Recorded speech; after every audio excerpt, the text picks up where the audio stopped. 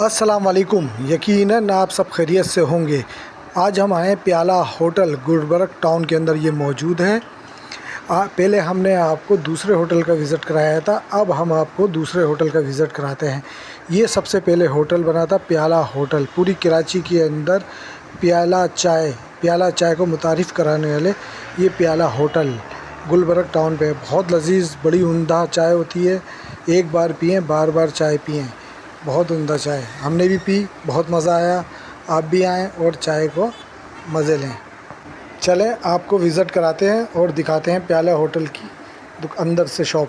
प्याला होटल में चाय बनाने वाले वर्कर से मिलाते हैं। ये देखें बहुत पुराने प्याला होटल के चाय बनाने वाले हैं। कब से बना रहे हैं भाई? टाइम हो गई, 10-12 साल हो गए।